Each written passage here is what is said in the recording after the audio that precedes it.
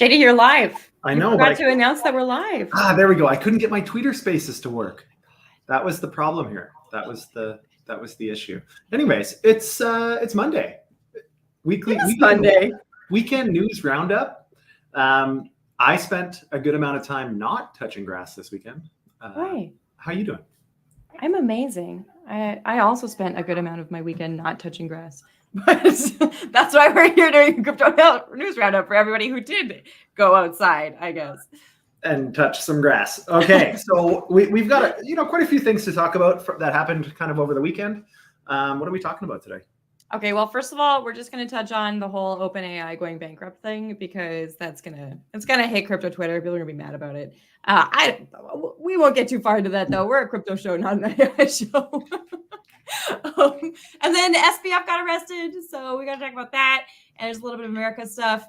Binance is continuing to do some sort of weird thing that none of us understand their business model, but they have invested in Helios. We're going to talk about that a little bit. And then I get like a mini Monday crypto arms race, which I'm thrilled about. We can talk about Zimbabwe and Brazil and India and Barcelona. We have so many things. Football Club Barcelona. So yeah, I don't know. It's going to be a little bit of a packed show, but lots of interesting news. Amazing. All right. Just a quick reminder to everybody, we're a live show Monday to Friday, 12:30 p.m. Eastern on every possible place where you get your podcast from, including Twitter Spaces, YouTube, Facebook, LinkedIn, everywhere, Twitch, Spotify. Anyways, like, share, subscribe. Help us, get the word out and get as much reach as possible to help people out leading into the new bull market that hopefully is upon us in the relatively near future. I have no merch to shout out today, but for the people But for the people listening on Twitter Spaces, we're going to play a little video. It's 24 seconds long. I'm going to make it so that you should be able to hear it, but just in case, if you can't hear it, hang tight. We'll be right back. Let's freaking go.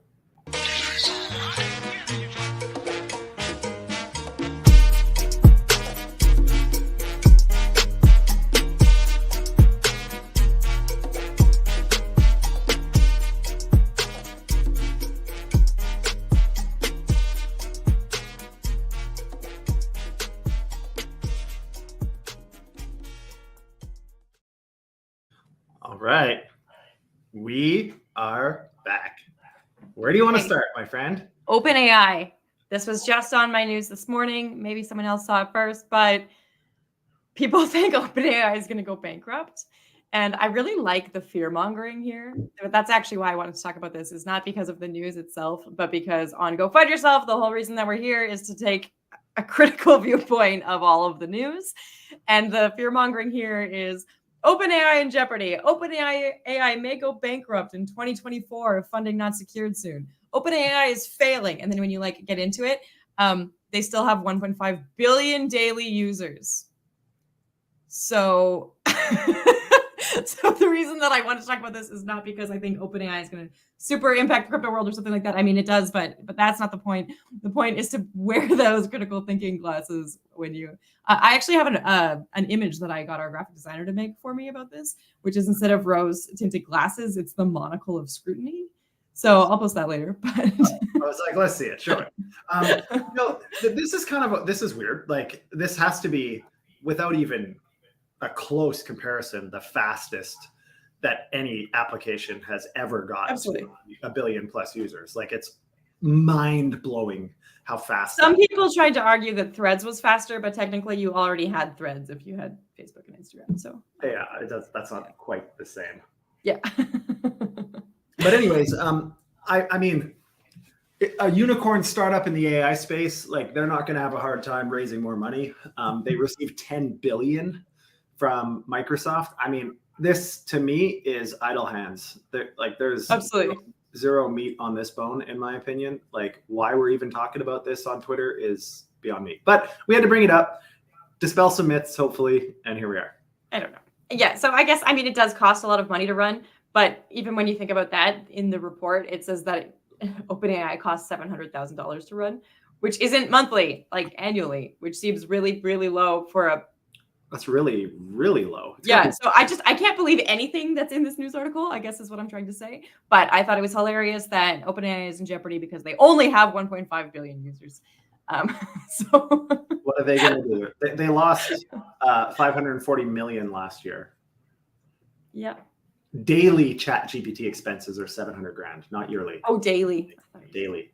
So it costs them, and that's obviously the compute cost, right? Like, yeah. I mean, I think they said something like $1 billion plus is invested in chips and graphics cards, processors. Do you remember for a while when it was really messy because they had more demand than they could meet, and you would put a prompt in and you'd get someone else's response? Or you'd have to just sit and wait. I liked getting other people's responses. It was interesting. It's not what I wanted, but it was interesting to see what other people were using the application for. I think there's definitely an uphill battle here now. There's quite a few more participants in the space. And I think ChatGPT had an opportunity to corner the market, but the product didn't work as well as everybody thought it would. I mean, they've removed beta access to Bing now, and they've kind of limited the data back to 2021 again. I don't know. It's interesting. I think they're going to have to figure out how to pivot and how to appeal to the users to keep them. Yeah, I think some of that too was just, as you noted, this is the fastest an app of some kind has ever grown, right? Has ever onboarded users. And that's a lot of users not understanding how it actually works. So not understanding that the data was limited, or not understanding that it's a language model and not real human intelligence, right? People don't realize that. And so if you onboard, a bunch of school children and my mom and a number of people who have no idea how it works and who didn't read the docs and who didn't watch it grow, then of course they're going to be disappointed with what it does, right? But 1.5 billion people still not unhappy. So definitely not crappy, but good luck. I like this. Not a close scrutiny. Wear it. This is a good story. I like this one. SBF? Oh yeah. SBF his bail is revoked. He's back in jail, I believe. He was living with his parents right now. He's back in jail. And basically what happened is that people believe he was tampering with witnesses. He wasn't supposed to have access to anybody. He wasn't supposed to be able to call them, text them, etc. He requested, was it 2 months ago? He requested access to his friends because he was lonely and he was denied. And it's been found that he was still somehow talking to people and endangering the community and witnesses and tampering with them and influencing them. And so he's in jail, real jail. Yeah. So part of, I think, what instigated this was he released digitally, what's her name? Ellis. Yeah. Why can't I think of her name? Just keep going. Anyways, one of the former co-CEOs of FTX, he was releasing her personal diary, which was pretty damning, and all of this to try to, I guess, arm's length threaten different things. And I mean, if you watched any video of the court when he got arrested, it's kind of sad actually, because I don't think he actually thought he was going to have his bail revoked, and neither did his parents. So he was completely shocked. They took his tie off, his shoelaces off, wouldn't let his mom talk to him. I mean, there's a little bit of empathy that I have for any human being in that situation, but I mean, the guy still owes us $500,000. So I don't feel all that bad. Unfortunately, a lot of that was meaningful fraud and negligence, in my opinion. He's like a Dr. Evil. He stole literally billions of dollars. 1 billion. Yeah.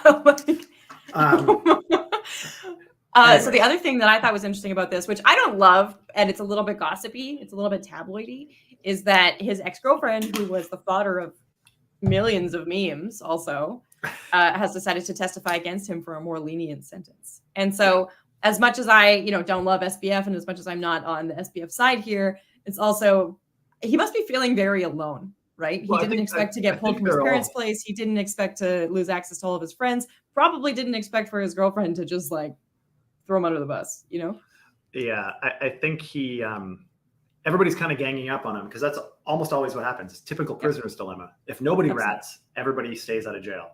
But there's the threat that if you rat or if you rat, then you don't go to jail and that person does.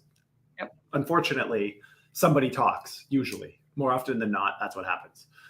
And in this case, that's what happened. And now SBF and maybe rightly so. Like, it sounds like he was really the ringleader of a lot of this. I'm not sure. Obviously, I'm not super close to their case, but yeah, I don't know. The whole situation just sucks for everybody involved. It sucks for all the clients and users. It sucks for the lost value in the space and all the challenges from a regulatory perspective that we've all encountered now. You know, some of the legal suits from the SEC precipitated by FTX. Like, there's a lot of people that have reasons to not be too pleased with SBF. So Absolutely. This, to me, I mean, obviously he'll get his day in court. He's innocent until proven guilty. But fuck around and find out, I guess. I mean, this is the legal system in the US. You can't buy them off the way that you tried. Exactly. Anyways. Well, on the legal system in the US, wearing your monocle of scrutiny is also important when reading about the SEC, because we're getting all kinds of news about how Gary's going to step down. We addressed that on Friday. And now we have a bunch of news about how the SEC chair's fate is hanging on an election result in 2024. Well, I hope that Republican gets in, only so that Gensler's gone and we can maybe get Hester in. Hester. I'm a big fan. She's been a big supporter of the space for a long time, and has really been one of the only outspoken voices on the commission that is trying to support projects, you know, figuring out how to navigate the space and trying to position ideas of, you know, what it would take to properly regulate crypto versus securities, et cetera. I think she has a lot more sober understanding of the space, which is very positive. Mm-hmm. I just think that this is an interesting, I don't know, we're seeing a lot of political news come out because the election is forthcoming, right? And so part of why I wanted to bring this one up is that, again, monocle of scrutiny is critical. Is this just news fodder? Is this just people getting clickbait? Or is there actual news in here? I don't know. To me, this seems like a lot of conjecture. If someone else is elected in, someone else might get a new position, maybe. Could be. The U.S. is an interesting place, I'll tell you. Until I lived here during an election cycle, you can't really understand how, like, at least 50% of the time, all you're thinking about is elections. I mean, Trump announced like a year ago. I know. Almost. Like, it's obnoxious how, like, 2 years in advance of the election, they've already started campaigning, and there's stops everywhere, and it's all over the news. People are talking about it all the time. It's crazy. That the election cycles, like, although I kind of hate the way that the political system works in Canada, I like that they only have, I think, 45 days to campaign. Like, they got to get to it. Now, America's a lot bigger. There's a lot more states to travel to, a lot more people to see. And that the way that you get past the Electoral College is completely different. So you have to, as a presidential candidate, meaningfully campaign in each state. Anyways, I understand why it's that way. It's just quite the spectacle. It's wacky if you're from anywhere else in the world. Yeah, super strange. So wear your monocle of scrutiny, but now let's get into some actual crypto news, maybe. Binance is continuing to do God knows what, but they recently have invested $10 million into the Helio protocol, which is a liquid staking protocol. Yeah, I think they're trying to say, holy crap, Lido is running away with liquid staking, in particular for ETH. And there's, other than us, Realm Blockchain Labs, who is probably the next most expansive liquid staking provider, or soon to be. I think this makes sense. Liquid staking is a great business. Don't look into it because we are. But liquid staking is a great business. It's good. It's good for the ecosystems. It's from a business model perspective, it makes sense. It makes sense for the users. The way that the protocols run are profitable early on. Like, it's just a really good product. Mm-hmm. And so this, to me, I mean, 10 million, that's a pretty big check. But at the same time, I think it's a small piece of Binance Ventures. You know, I think they're just trying to hedge bets here a little bit and starting to expand. What I've liked about this recently is that we've seen Binance expand beyond BNB chain. I think they're realizing that they're going to lose if they try to just be protectionist to their own chain, which is interesting because when we listed Benki on Binance, we had to launch token liquidity on pancake swap on BNB Right. chain. That was like one of the criteria had to happen. It was a huge pain in the butt because we had to create essentially our own internal bridge, and there's a whole API that we had to build, and like this whole thing. And all of this because they insist on supporting volumes on BNB chain, which is fine. But market forces always Well, win. on that, Helio is going to expand with this $10 million to ETH, Arbitrum, and Sync. So yeah, you go on. Yeah, they're gonna try to compete with Lido. It's tough. I mean, anyways, I'm not going to get too deep into business strategy on the pod, but no, but it's interesting because we keep seeing Binance make strange moves, and this is like a small signal, or as you say, just a diversification hedging of bets, right? Well, I think it's a signal. It's just I've got more thoughts on whether I think it's possible to compete with Lido on ETH at the moment in different places, and how you would go about that. I'm not sure this is the way, but we'll see. We're taking a different approach. That's all. We're doing something else. And yeah. Okay, I'm stoked because now I get a tiny mini crypto arms race with the next 4 stories. Zimbabwe. So Zimbabwe has introduced a gold-backed token. In fact, Zimbabwe's Reserve Bank is moving ahead with their gold-backed token. This is interesting because this is kind of them not exactly doing a CBDC, but seeing if they can onboard people beyond the country to their token and then introducing it as a CBDC so that they have more purchasing parity, which I think is really smart to do. But I wonder how that will work for them in terms of regulation. I don't know. I just thought it was cool. I thought it was interesting. It got announced over the weekend. Yeah, I think this is interesting. I like if countries are going to do a gold-backed version of a CBDC or something other than the creditworthiness of the country, which is the problem with the fiat system right now. So I think this is great. This will be a good test case. Zimbabwe is a pretty small market, all things considered, but I like to see this kind of innovation in these smaller markets because they have a little less to lose, so to speak, and there's a lot of learnings that come from it. So well, it's a good place to experiment, right? Yeah. Because there's not too much in terms of repercussion.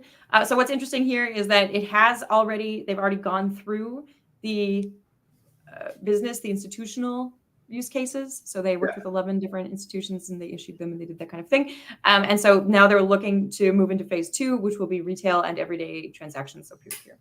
And this is interesting too. I mean, Zimbabwe's has had decades of issues and rampant inflation and autocracy and all of these other things, dictatorships in what's his name, Mugabe or whatever. But anyways, there's been some crazy shit going on over there. So this is interesting. I think this is an attempt to try to stabilize the value of their dollar also, if it scales properly, which I think is interesting. I like to see alternate ways of trying to balance your monetary policy other than just print or interest rates. And this to me is an attempt at doing something else, which I think is cool. Not that there's anything wrong with printing and interest rates. Those levers work pretty well. But they cause a lot of havoc for the markets. I like this story because I like seeing new players doing something. Yeah. Maybe not new player. Maybe that's not the right term, but we get the same people in the news all the time. We're constantly going to the same countries on our little crypto arms race vacations. And so it's just exciting to see something else. What's a little bit on the other side is that India has been super anti-crypto for a long time, like politically. They constantly announced it was almost as bad as the China FUD for like years. Yeah, it was really bad. And even recently, like I think 4 or 5 months ago, we talked about how they pretty much said they're not dealing with crypto. They don't want to touch crypto. It's up to you if you do crypto, but they don't endorse it. Don't bring it to them. They're not enforcing. They're not doing anything with it. Well, they have changed their tune a little bit because they now have a web browser project from the Ministry of Electronics and Information Technology. And the idea is that you'll be able to pay for things with crypto tokens and you'll have digital signatures via smart contracts for ways that you interact with the government. Yeah. So the last I heard from India was that they were exploring a CBDC also. Again, anytime I see a complete 180, I always stop and think, like we saw Larry Fink, the BlackRock CEO, all of a sudden have a complete 180 and then go on the media trail talking about how great crypto is when he's been like, there's always some, in my opinion, weird ulterior motive there. like obviously BlackRock has an ETF, and if they are the first major asset manager to launch an ETF or to get approval on a spot ETF, that's a big freaking deal. Billions and billions and billions of revenue. So obviously there's a lot of business sportsmanship going on everywhere. But I think in India, to me, like this just looks like a giant bait and switch. Hey, we hear that you want crypto. Okay, we're gonna allow some stuff, but the nanny state is going to get their pound of flesh here, and that's what this. Well, that's why you can only access crypto through their government web browser. Exactly. Like this to me sounds like, oh shit, zero privacy, nanny state. It'll be exactly what we're worried about, but they're being upfront about it. They're not even trying to say, hey, we're not going to do that, and then eventually they do it. Now they're saying, hey, we're going to do this. So so be it. Interesting what you say about the full 360 also. We're seeing a lot of that, right? But the other thing to note here is BRICS, right? So we have actually our next article is about Brazil, but in terms of BRICS, Russia has launched a CBDC, China has launched a CBDC. In theory, they don't agree with one another's methods. But we were talking last week about how they might be able to learn from one another, and who else from the BRICS nation states are actually going to benefit from that, considering they had, 19 or 21 new applications this year to join BRICS. Well, and so maybe this is just another move where one of the leaders of BRICS is trying something different, and now they'll have 3 use case scenarios that they can learn from. And see, the thing is here, a lot of trade finance, or a lot of import-export is done via significant credit facilities. So it's very rarely that it's just directly cash. Smart contracts, on the other hand, open up a ton of potential on how you can manage that in a very trustless way. And it makes it very cost effective. So I don't think that BRICS needs a canonical asset. What BRICS needs is enough assets, and then CBDC assets that are approved by them. And then they just create swap functions for really, really low fees. And in theory, you can manage everything on chain for all of your import exports globally at some point in time. Like obviously this is not tomorrow. But yeah, I mean, we'll have to see. I guess we'll have to see how this all plays out. All right. So Brazil, also from BRICS, is changing how they tax crypto. So there's a little bit, again, a monocle of scrutiny. There's a little bit misleading language in here. So as far as I could find, it isn't actually the cryptocurrency holdings, it's earnings. And the idea here is that they want to equalize tax treatment between foreign and domestic crypto investments. So as people are flocking to Brazil with their not paying any taxes, they're trying to mitigate some of that. And so the idea is that if you earn up to $1,200, you won't pay crypto tax, but that's like in crypto. And then there's a 15% tax on earnings between $1,200 and $10,000, and then 22.5% taxes above that. And so it doesn't look like, what I could find, it doesn't look like if you just hold crypto that you're going to be taxed on it every year. It's only as you're earning and pulling into fiat. Yeah. So I mean, this to me makes sense. It's kind of in line with most developed jurisdictions. It's really similar to Canada's capital gains tax on crypto. It's almost the same number, actually. The only difference here is that they've got the flat rate of 22.5. And there's in a country that has marginal tax rate tiers, there's a portion of people that end up paying more than they probably should if it was strictly capital gains, like the way it is here in America or in Canada. But all in all, I think this is just getting them in line. I like this. I think it's great. I think it encourages people with smaller asset sizes to participate and not have to be concerned about taxation. I like it. I think it's great. Good for Brazil. Brazil's doing a lot of stuff that I've been kind of supportive of, actually, from a crypto perspective. I'm intrigued. they went from they did a complete 360 to where they loved crypto, then they hated it for a minute, and now they. At this point, I don't know if I should move to Slovenia and visit the Czech Republic to participate in the crypto anarchist movement, or if it's a South American move to like a Brazil, El Salvador, because all of them seem to be taking moves towards crypto, and Canada doesn't. If I had to pick, I think Brazil would be where I'd go. Well, it's warmer. You like the heat. And the people are really cool in Brazil. I don't know anybody from Slovenia, so not a knock against Slovenia or Czech Republic, but I don't know anybody over there. So, but I have some friends in Brazil, so it's good. Well, there you go. Okay. There you You're go. making a social decision. Okay, our final thing around the world today is going to I can't believe we made it through all Barcelona. this stuff. I've gotten very efficient.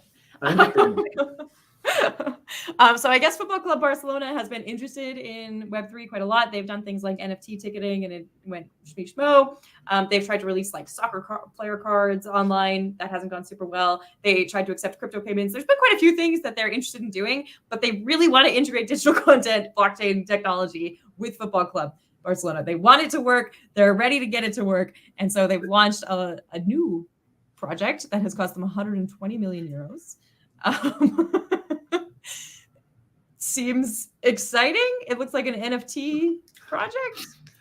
Yeah, so I mean, a lot of professional sports leagues, there's NBA Top Shot, MLB has one, the NFL did one where they just did like player cards, trading cards. That was kind of like the dip your toe in the NFT market when it was all the rage. This is not that surprising to me, only because I have a good friend. Shout out to Rory if you happen to be listening. But essentially, they're a VC, but all of their LPs are professional athletes in Europe. So the vast majority are footballers. So surprisingly, there's a lot of football players, soccer, that already have an interest in crypto. There's a few that have actually elected to take some of their salary in Bitcoin and different things. And there was a group of professional football players that were going to put together a syndicate to buy a team with crypto. And so there's a lot of interesting interest, I think, from football players in particular in Europe. And so this seems pretty natural to me. It's a big investment. We'll have to see. I'm excited. Barcelona's got a huge following too. So I think it's one of the. I took a quick look at the Barca Vision website. We'll get it posted on Twitter so you can look too. But they have everything from a fan token to something kind of like player cards, but they call them masterpieces. So it's like an artist's rendering of a player that's hot. They're also trying to do some CSR stuff. So they're like, anti-plastics, that kind of thing. I anticipate that they will end up having their point system, like a fan point system on chain, and they'll do their player cards on chain. Eventually they'll take it on chain. But I've actually been surprised at how many football players are into crypto. And when you dive into it, it's interesting because a lot of them come from emerging markets and are now playing football in Europe, but they don't want to get paid in euro because it's harder to send money home, which is exactly a use case for crypto. Well, and they also have different context, right? Yeah. Most of these footballers come from developing nations, many of them.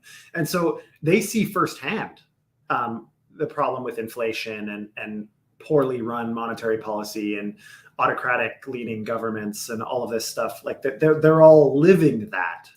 And so for that reason, I think they're a little bit more inclined to check it out. All right. Well, that brings us up against time. So quick reminder to everybody that's listening, we're a live show Monday to Friday, 12:30 p.m. Eastern. We're on all the different possible places. Everywhere you can imagine. Like, share, subscribe, bookmark on Twitter. Do it. And with that, I say go FUD yourself, Kara. Go FUD yourself, JD. Happy